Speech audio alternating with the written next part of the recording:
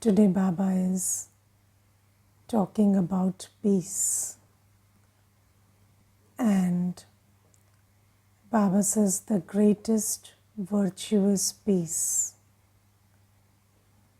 If you ask anybody in the world, what do you want? The first thing they say is peace. Because peace is the greatest virtue, peace is the need of the hour.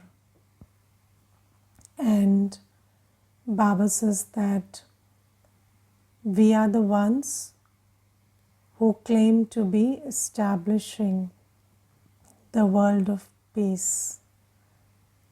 So, what should be my defining quality? Peace.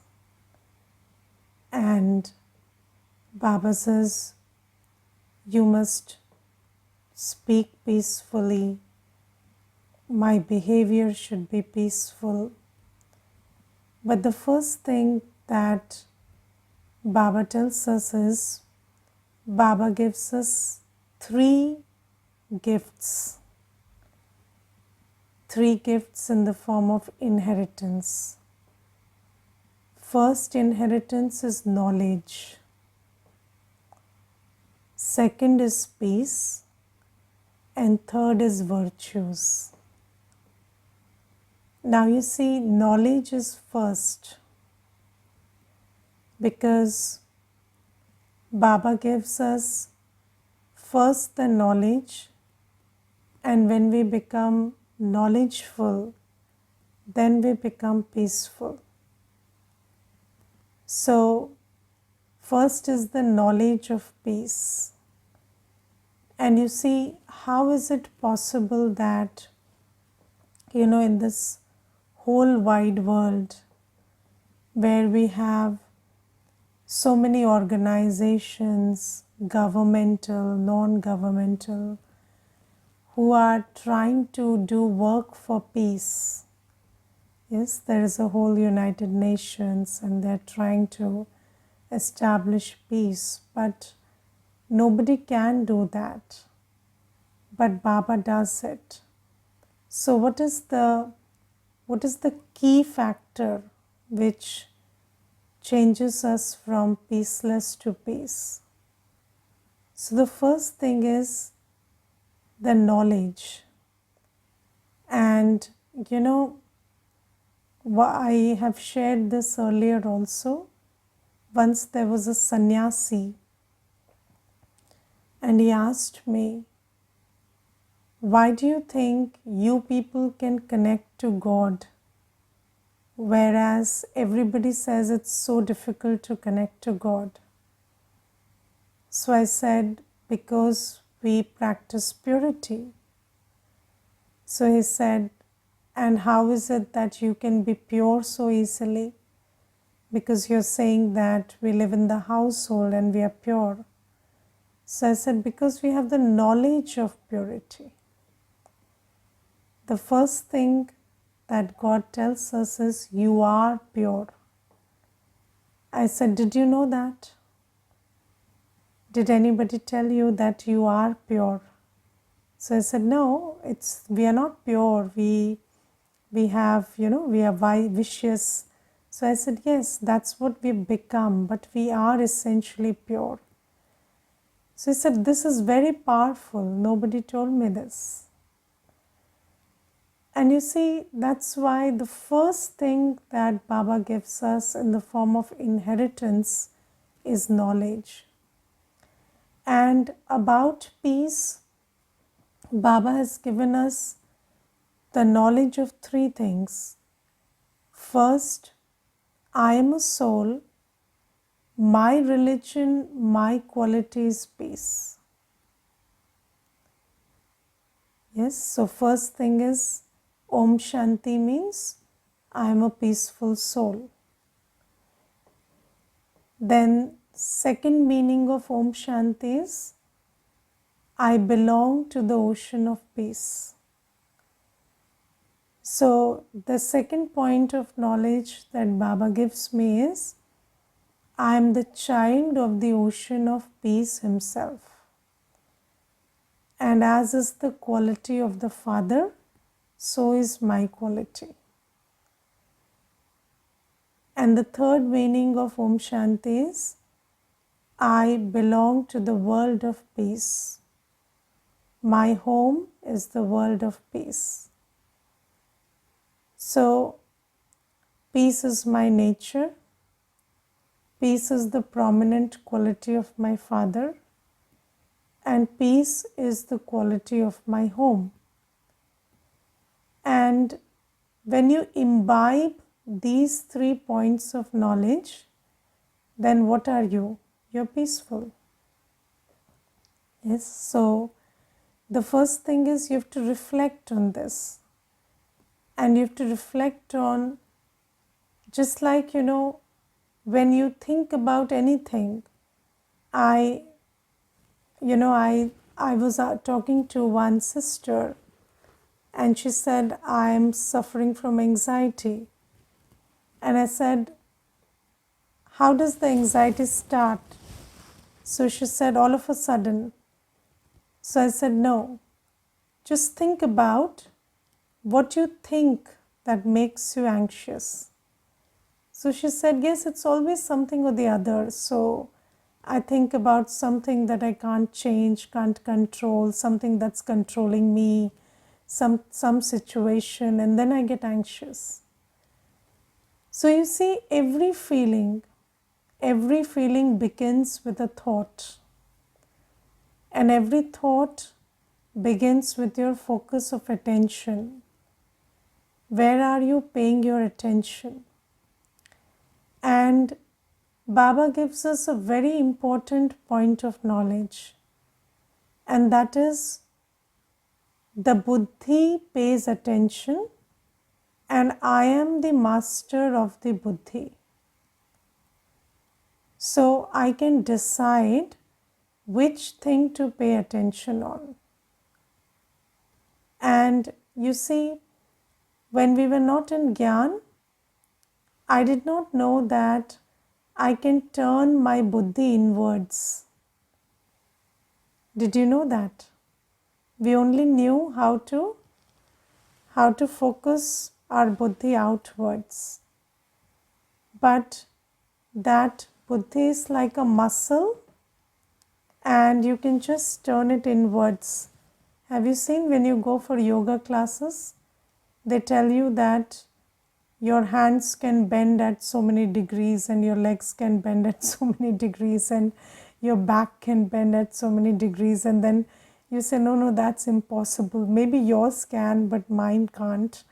And then you practice, and then you get it that yes, these things can bend. And then now Baba tells us that you have been using your buddhi only to focus outside. But your buddhi is very flexible. You can just unplug it from outside and take it inwards. And whatever your buddhi focuses on, you see that, you feel that. And Baba teaches us how to take our buddhi, unplug our buddhi from outside and take it inside. And then Baba also teaches us how to move our buddhi upwards. So from outwards to inwards to upwards. And what is inwards? Inwards, there is the soul, absolutely peaceful. And then upwards, there is Baba and the home, full of peace. And the quality of the buddhi is, it absorbs the energy of where it focuses on. So even if you focus on, some disturbance which is created by any scene of drama, any person, and you focus your buddhi on that scene of disturbance for 10 seconds, your buddhi will absorb that disturbance. And similarly, when you focus on yourself, the peaceful soul, when you take your attention to Baba, the ocean of peace, when you allow your attention to stay in your home, which is your home of peace, then you absorb those vibrations of peace. And this is the method to be peaceful. And this is the most powerful method which only Baba teaches us and nobody in the world can.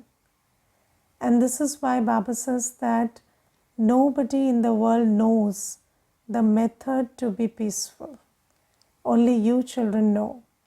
But let me ask myself, do I apply this method? Yes, because we have very false ideas about peace. Our belief system about peace is, peace can happen when everyone outside is quiet. Yes, that's why you keep shouting and saying, keep calm, keep calm, keep calm. And then you think that when everybody is calm and quiet, you will be peaceful. But that's not the method to be peaceful. And Baba says that when you are shouting and saying others to be peaceful, they don't become peaceful, you become more peaceless. So that's why this belief system that my peace is connected to something outside, and until and unless they behave my way, or they do what I want them to do, or they maintain peace, I can't be peaceful. You have to clean yourself of that belief system. Your peace is your choice, and Baba gives us the capacity, the knowledge to exercise that choice. But it all depends on practice again. Because if you know everything, you do nothing, then you become nothing. So you know the method to be peaceful, you practice that, you will be peaceful. And Baba says, we children must be peaceful. Yes, and when we are peaceful, you see, we speak peacefully, come what may. Whatever anybody does, I speak peacefully.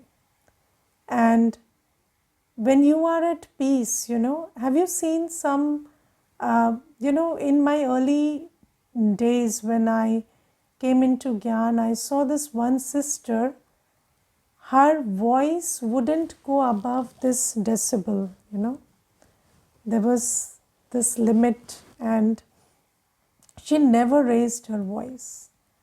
And it was, and I did not have that virtue at that time. And I used to just look at her that, this is such a big situation, and still, how can you talk so softly? But she never raised her voice. And it was a virtue I imbibed from her. I, of course, with meditation, that virtue built itself, it grew, but then I imbibed it first from that sister. And I remember there was one episode where somebody was just calling out names to her. It was bad, but she just kept saying that, no, it's not like that. And she had no reaction. She just said, it's not like that. And she just kept quiet. And I was amazed. And I asked her, how did you not get angry in such a situation? And then she said, I don't know, I can't. I have never been angry. And this was a virtue that I imbibed from her. And when you have this, so Baba also talks about imbibing virtues. And Baba says that Baba is the ocean of peace, and from Baba and Baba's knowledge we become peaceful. But we also become peaceful when we keep company of those who have virtues. Yes, and Baba says you can imbibe virtues from this picture of Lakshmi and Narayan. And that's very beautiful, because you see, not just when you, so it's all about the buddhi, it's a game of the buddhi. You see, I have seen people who have been with that sister for many years but not imbibed anything. And so it's up to you.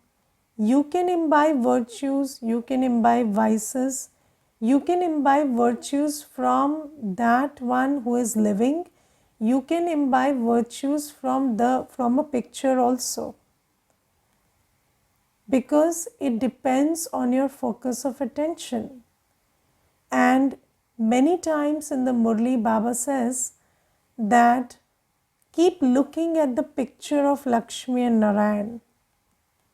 Have you seen that? Baba says in the Murlis that keep looking at the picture of Lakshmi and Narayan and just keep thinking about how you would become like them, and create that image in your mind of how your eyes would be, how your speech would be, how your temperament would be, how your body language would be. And that is the method to imbibe peace. And when you think about the image of Lakshmi Narayan and how they would walk, talk, behave in Satyug, that also makes you imbibe virtues. So even if you don't have a physical sample in front of you, you can think about the picture of Lakshmi and Narayan and imbibe virtues. And Baba says this is how you imbibe the virtue of peace. And you must always be peaceful. Nothing, talk peacefully, behave peacefully, come what may, because that's your quality. And anyways, you behave as you are. That's the law. We always blame others, but the reality is my behavior is a reflection of my personality. And whether you blame somebody, you don't blame somebody, but the fact remains that what you speak, how you behave is a reflection of you, not of what other people did to you to instigate that. So that's something that Baba underlines.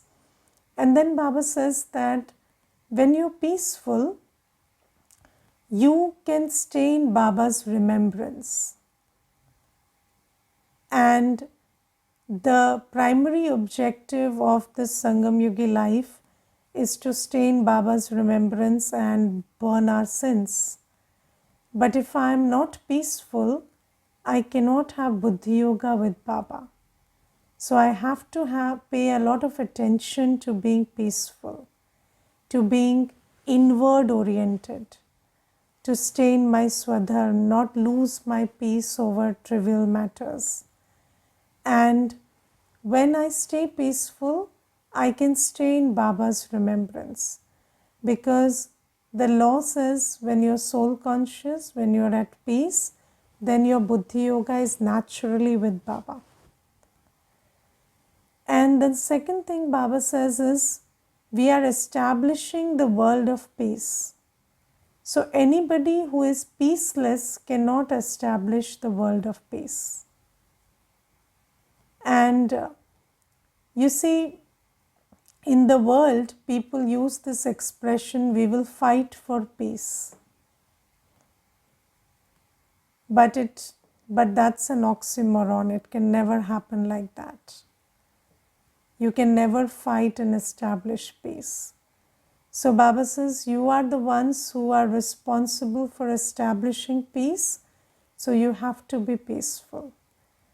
And then Baba says today that you always keep company with the virtuous and don't look at anybody's defects, always imbibe virtues from everybody.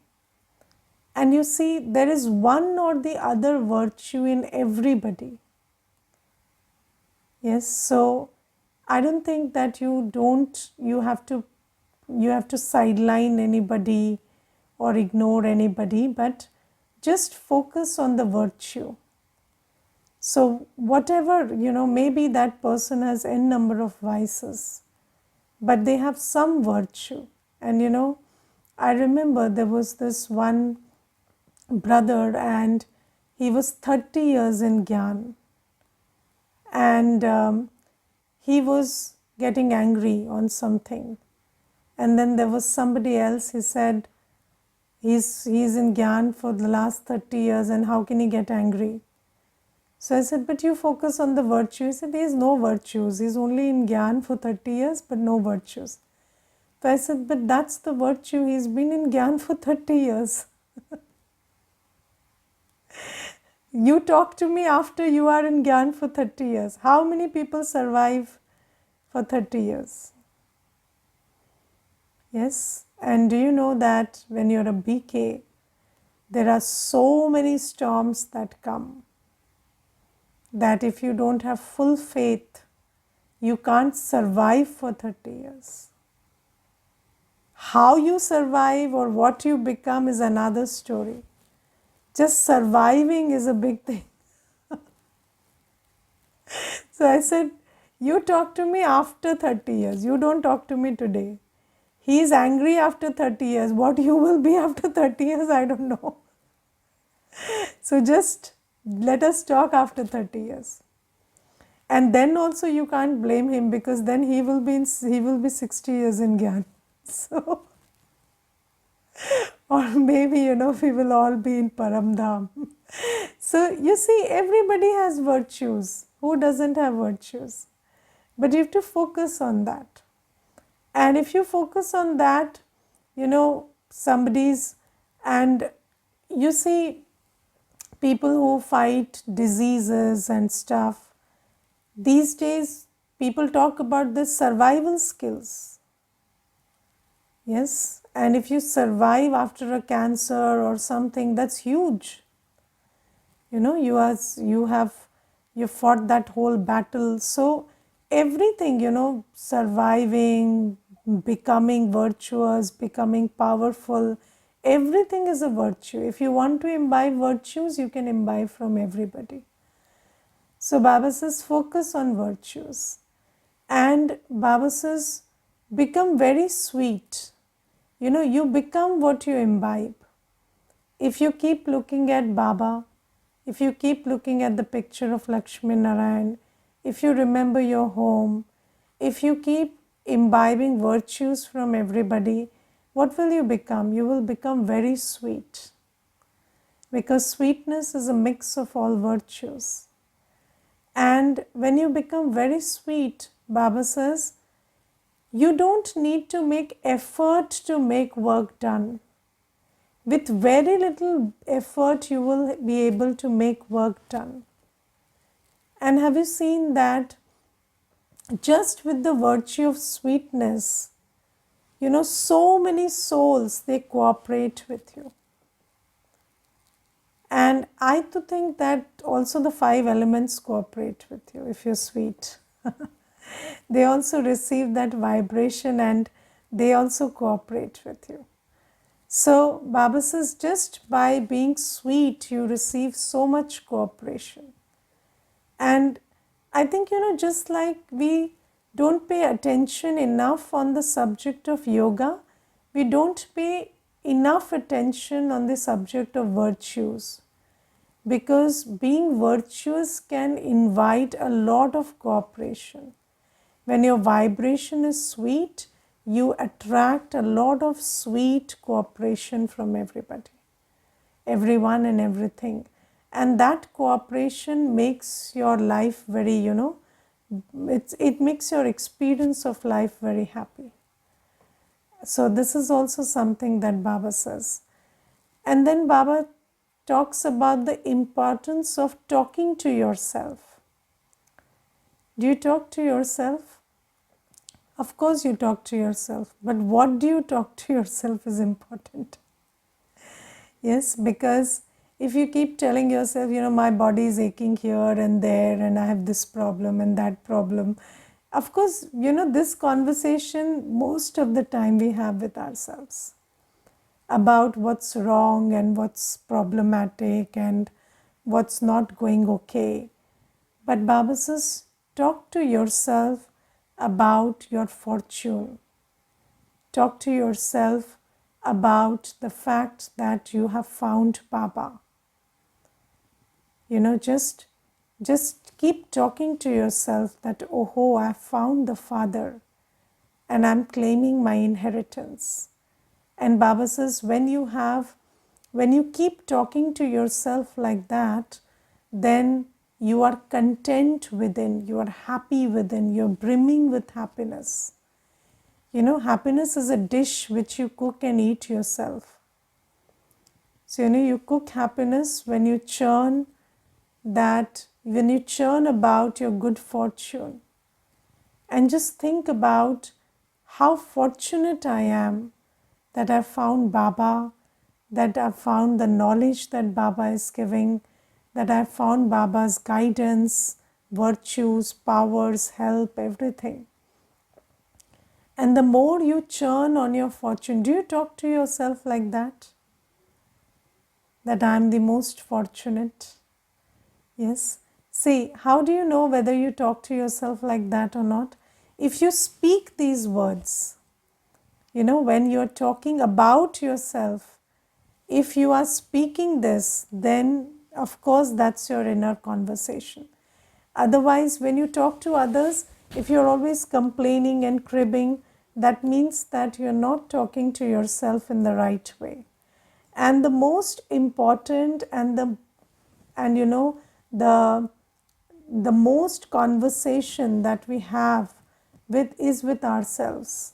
We talk to ourselves the most. So how should you talk to yourself? And we all know the impact of words.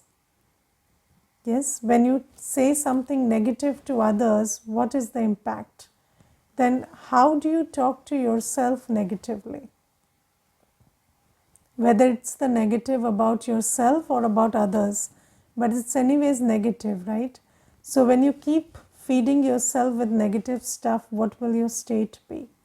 So Baba says, talk to yourself in a manner that makes you appreciate your fortune, makes you appreciate that you have the Almighty as your companion.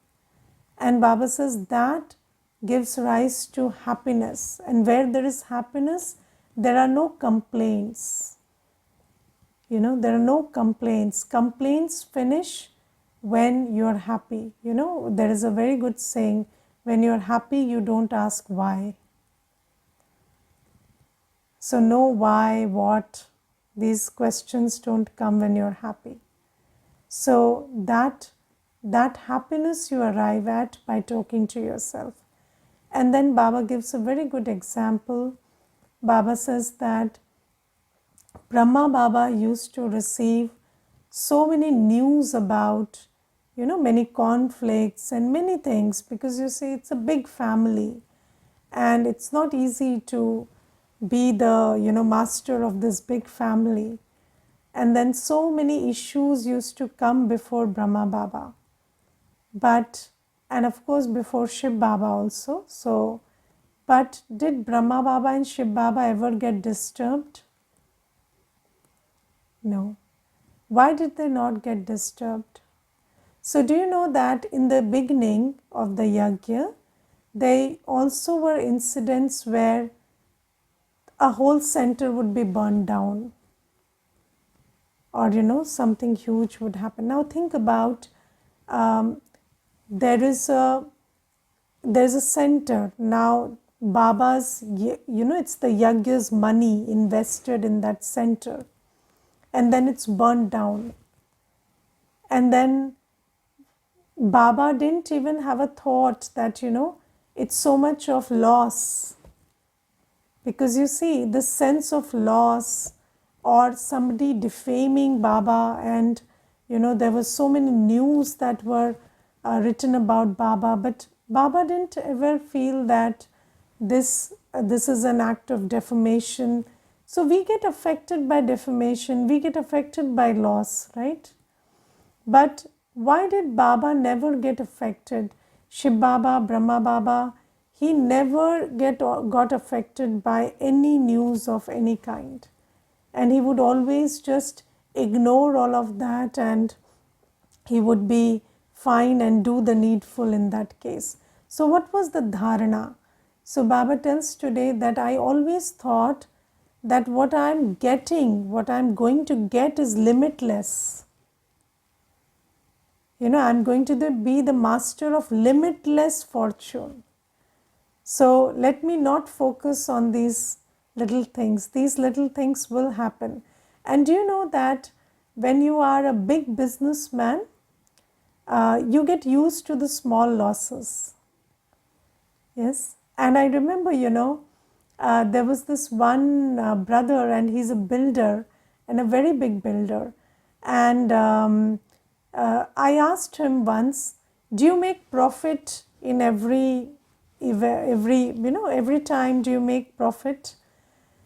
So he said, no, 10% of the time there is loss also, because you buy some property and then you think that it will sell at a very big price, but it doesn't, and rather the cost, you are not even able to recover what you invested. So I said, then how do you manage that? So he said, we focus on the 90%. He said, very interestingly, he said, we focus on the 90%, not the 10%. Sister, 10% will always be there. Can't do anything about it. So you see that Brahma Baba also knew that, in Sangam Yug, it's just 100 years of the 5,000 years.